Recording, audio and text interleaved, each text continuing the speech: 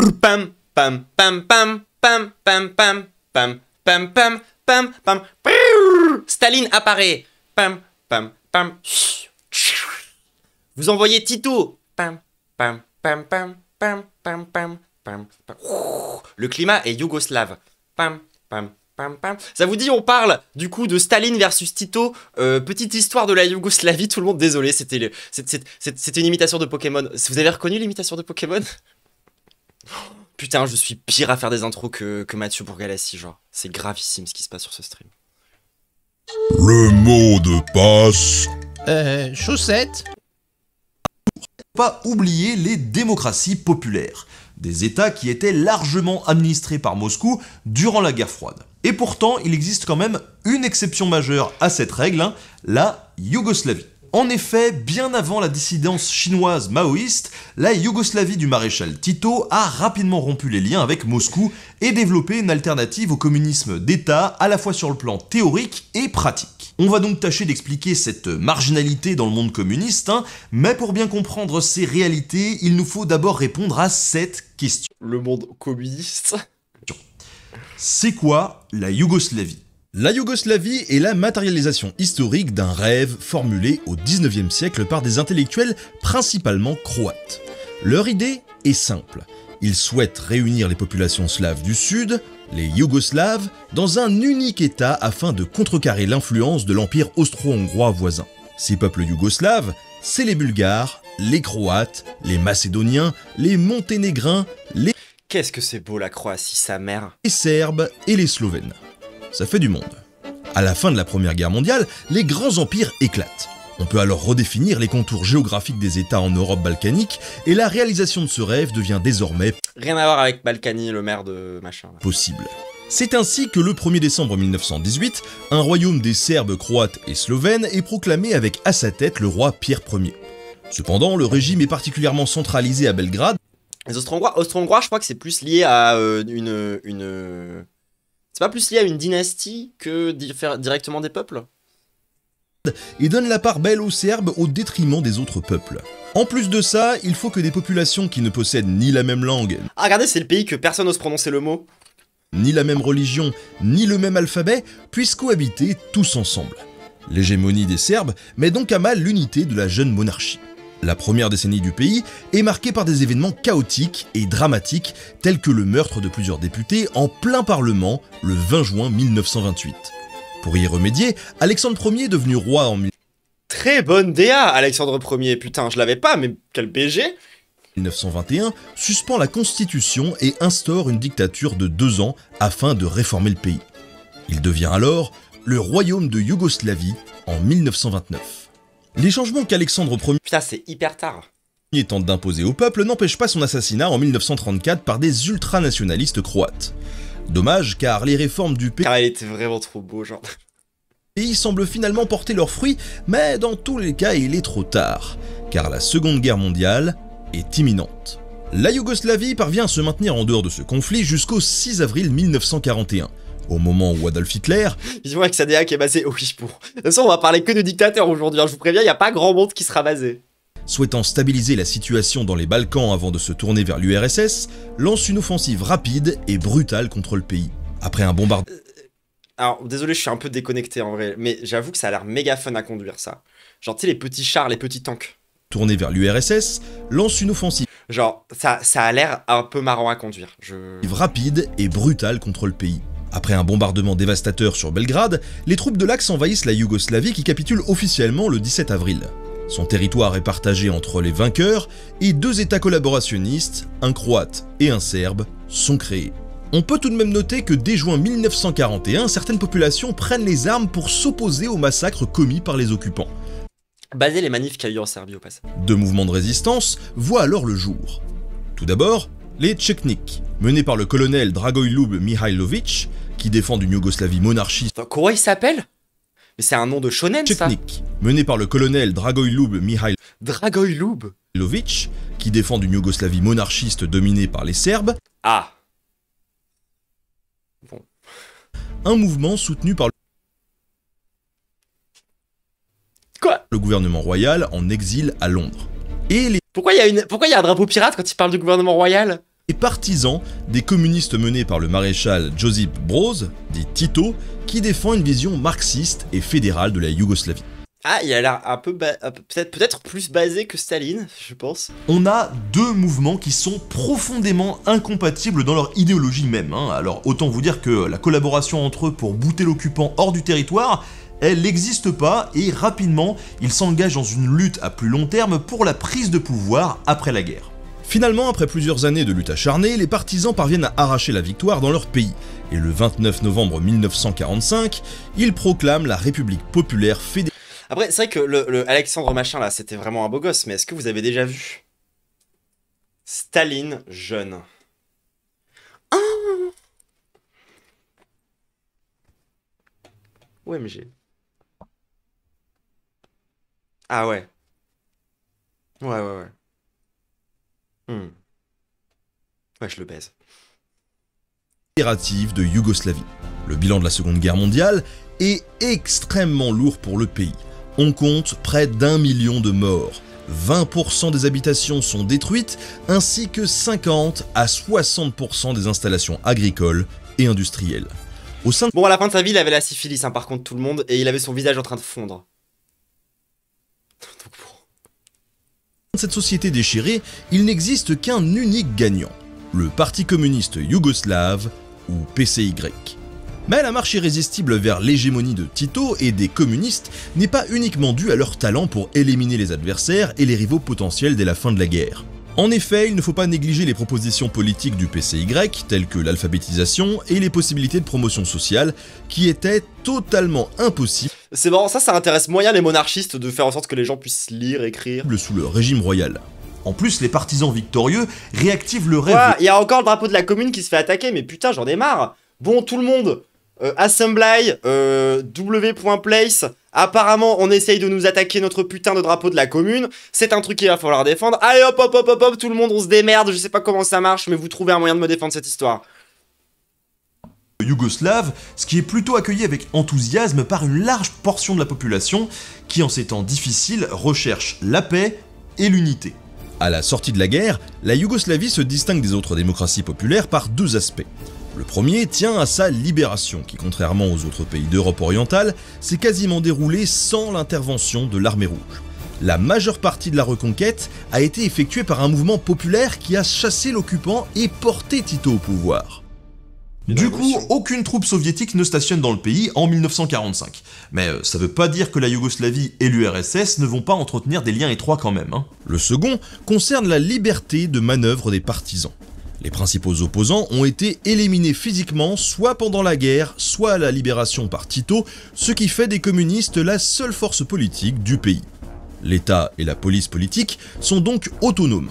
La Yougoslavie n'est pas tributaire des directives soviétiques. Profitant d'une grande liberté d'action dans son pays, Tito engage la fédération yougoslave dans la première tentative d'application Stylé ces statues là.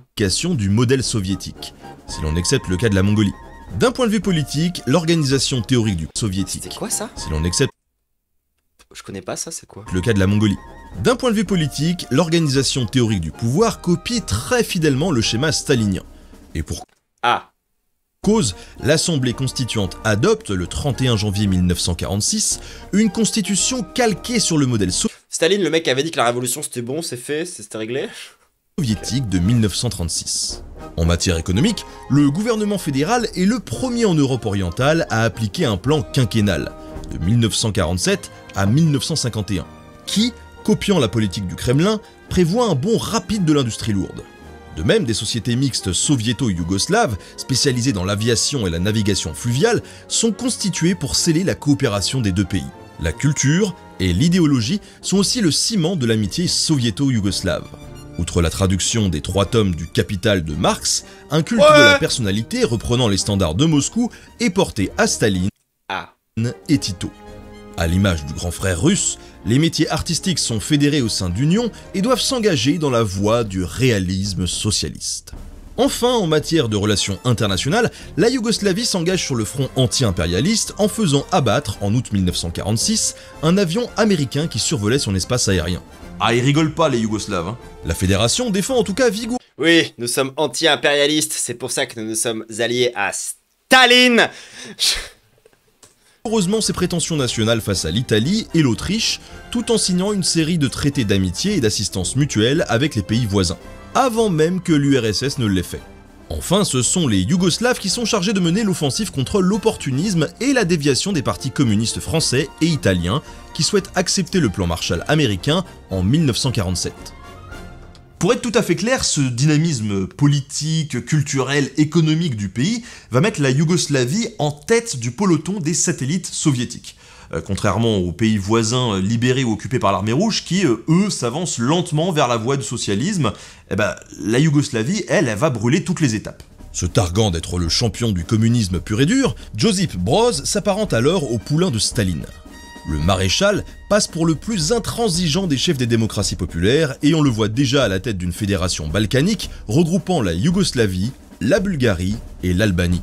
La volonté yougoslave d'appliquer le modèle soviétique, elle est donc indéniable, mais en réalité, le rythme effréné de cette application, il va pas du tout convenir à l'URSS. Staline il va reprocher à Tito de brûler les étapes en politique intérieure et de jouer les incendiaires sur la scène internationale. Pire encore, les initiatives du maréchal yougoslave, elles font désormais craindre au petit père des... De toute façon, Staline, c'est un putain de contrôle fric absolument insupportable, qui incapable d'accepter, enfin bref. Peuple qu'il ne devienne un rival plus qu'un subordonné. Aveuglé par le prestige de Tito dans le monde communiste, Bon bah t'es mort, c'est mal barré généralement, quand tu commences à être perçu comme un rival par Staline. les observateurs occidentaux ne perçoivent pas que la rupture avec l'Union soviétique est proche. Le premier prétexte au schisme yougoslave a lieu en février 1948, lorsque des délégations yougoslaves et bulgares sont convoquées à Moscou pour négocier les contours du projet de fédération balkanique. Les représentants donnent leur accord de principe. Mais les Yougoslaves sont en désaccord sur la forme de cette idée. Pour faire simple, ils souhaitent avaler la Bulgarie plutôt que de créer une fédération regroupant les deux pays. J'avale la Bulgarie tout entière. Dès lors, des reproches violents sont exprimés par Moscou envers Belgrade. Le 19 mars, les soviétiques rappellent l'ensemble de leurs conseillers militaires installés en Yougoslavie. Et quelques jours plus tard, le 27 mars, Staline et Molotov, le ministre des Affaires étrangères et bras droit de Attendez, Molotov c'est un mec? Staline, publie une lettre résumant l'ensemble des griefs adressés à Tito et à son gouvernement. Celle-ci affirme, entre autres, que les Yougoslaves accusent l'Union soviétique de chauvinisme, d'exploitation économique, que le socialisme en URSS a cessé d'être révolutionnaire et que Des critiques jusque-là plutôt basées. seule la Yougoslavie est porteuse Ah, bon, peut-être un peu moins. du socialisme. Le Kremlin poursuit en affirmant qu'il est risible d'entendre de tels propos de la part de marxistes douteux comme ceux du gouvernement de Belgrade, et enfonce le clou en glissant cette C'est du vor du coup, je crois que c'est un mélange entre du vor et genre comment c'est déjà écosexuel. phrase pleine de sous-entendus. Nous pensons que la carrière politique de Trotsky est pleine d'enseignements.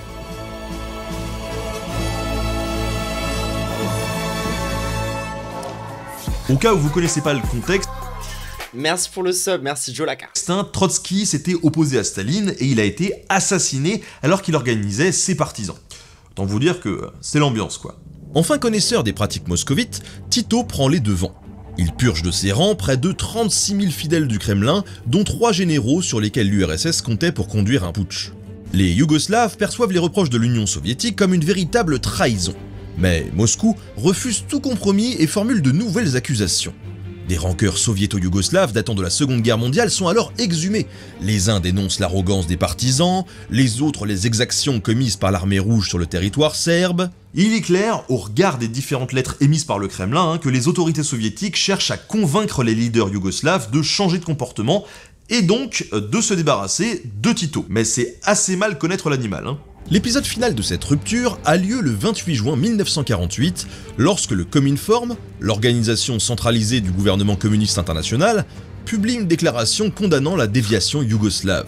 Le monde, encore aveuglé par le prestige du maréchal, est ahuri. Mais pour beaucoup à cette époque, rompre avec l'URSS et renier Staline est inimaginable. Les soviétiques notamment s'imaginent qu'il s'agit d'une banale affaire interne à l'ordre communiste où un leader un peu trop indépendant doit être remplacé par un autre plus contrôlable. Les occidentaux ils vont avoir le sentiment que la querelle elle est plutôt idéologique, mais en fait pas du tout, parce que Tito il a pas encore créer une nouvelle idéologie communiste.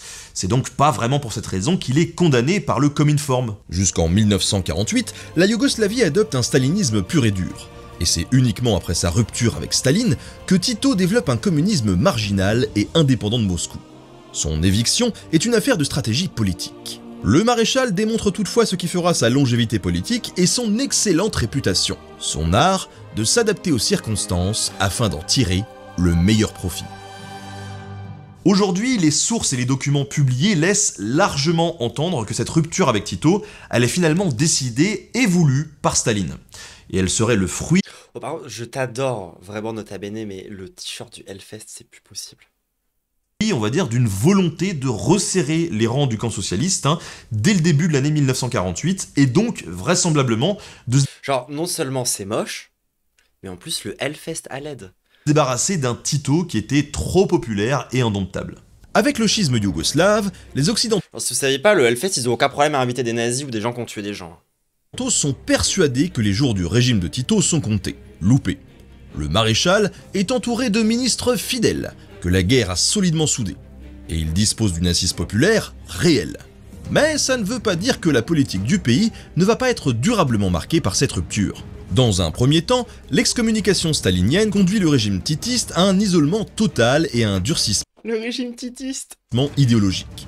Soucieux de répondre par des actes aux provocations du Cominform, les Yougoslaves s'acharnent dans le modèle stalinien en nationalisant et en imposant des planifications administratives à l'ensemble des secteurs économiques. Cette marche forcée dure jusqu'en 1951 et se révèle vite catastrophique. La production s'effondre, les denrées se raréfient, les pénuries se multiplient. La fédération, qui subit depuis 1949 un blocus économique total organisé par l'URSS et ses alliés, doit donc trouver une nouvelle voie économique. Le pragmatisme. Oh, ça pue la trahison, ça. Et le pragmatisme va Alors qu'ils sont déjà dans un régime de trahison de base. devenir une Ouais, genre le stalinisme, c'est de la trahison. caractéristique majeure du régime de Tito. Face à l'impossibilité de trouver des financements à l'Est, la Yougoslavie va se tourner logiquement vers l'Ouest, vers les États-Unis, la France ou encore la Grande-Bretagne. Et bien évidemment, l'exercice de séduction il va être assez difficile, puisqu'il faut vaincre les réticences des deux côtés, en présentant un communisme au visage plus humain et en justifiant le changement de cap en interne. L'illumination arrive en 1950, lorsque les dirigeants yougoslaves se plongent dans les classiques marxistes. Ils y théorisent alors qu'il n'existe pas de voie unique vers le socialisme, mais que chacun des partis communistes est libre de choisir la sienne en fonction de ses aspirations nationales. Ok. Ils dénoncent également les erreurs de la pratique stalinienne, qu'ils qualifient de réactionnaires et de Oui. trahison au socialisme. Effectivement. Ils proposent alors une nouvelle voie, l'autogestion, c'est-à-dire la prise en main des moyens de production par les travailleurs eux-mêmes. Les réformes menant vers ce modèle Tito Anar. débutent dès le printemps 1950. Les pouvoirs des conseils ouvriers par rapport à la bureaucratie sont renforcés. À l'échelle du pays, c'est la même chose.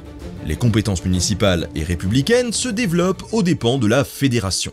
D'ailleurs, pour bien comprendre l'idée derrière tout ça, Bon, Anar, j'abuse complètement. Le mec est quand même, genre, dictateur. le parti Mais c'est juste, ça me surprend qu'il soit parti sur l'autogestion, quoi. communiste yougoslave va prendre le nom révélateur de Ligue des communistes de Yougoslavie en 1952. Les mots d'ordre se résument à 3D. Démocratisation, décentralisation et désétatisation. S'il existe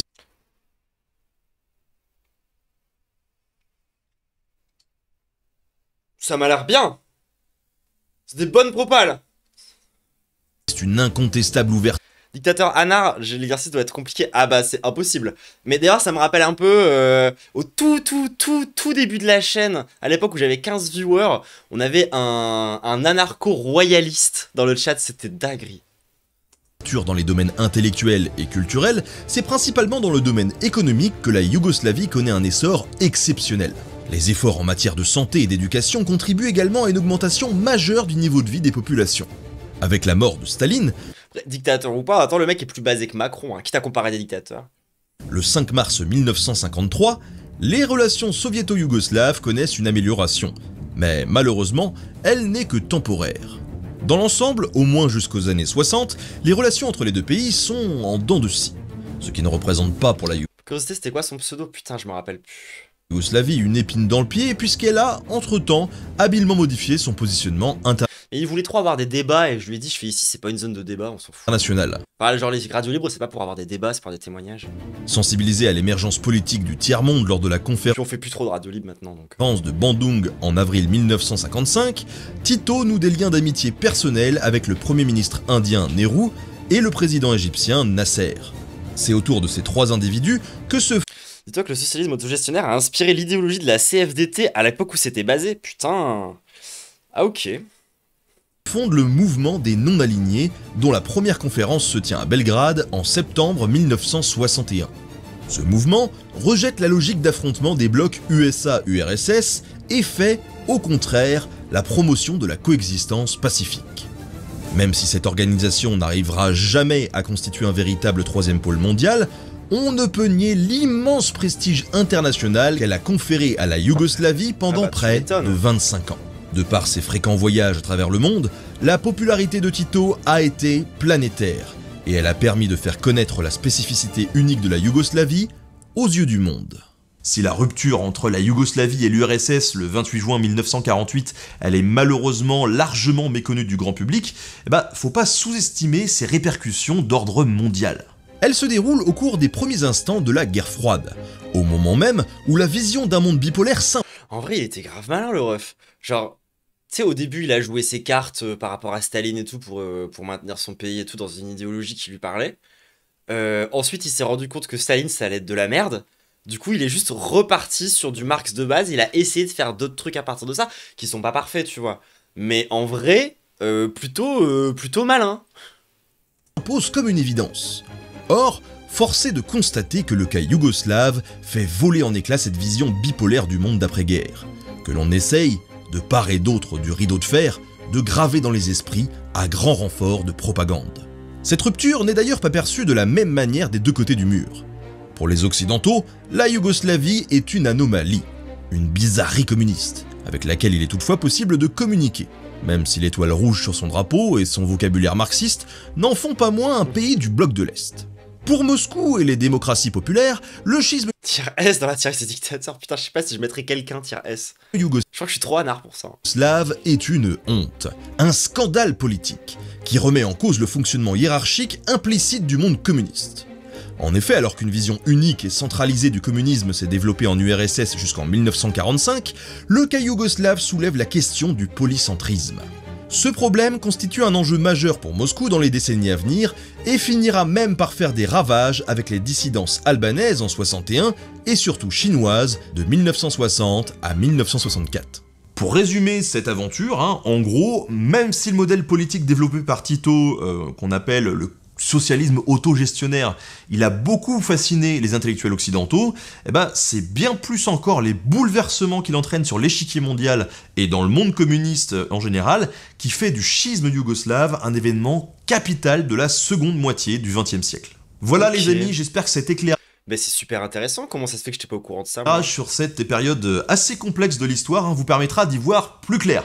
Je souhaitais remercier Alexis Landreau, dont la spécialité C'était super intéressant, franchement, tous ces trucs autour de Tito, moi, je pensais qu'on allait juste avoir affaire à deux dictateurs soi-disant communistes qui allaient s'affronter, et au final, le mec a quand même fait des vrais moves, tu vois.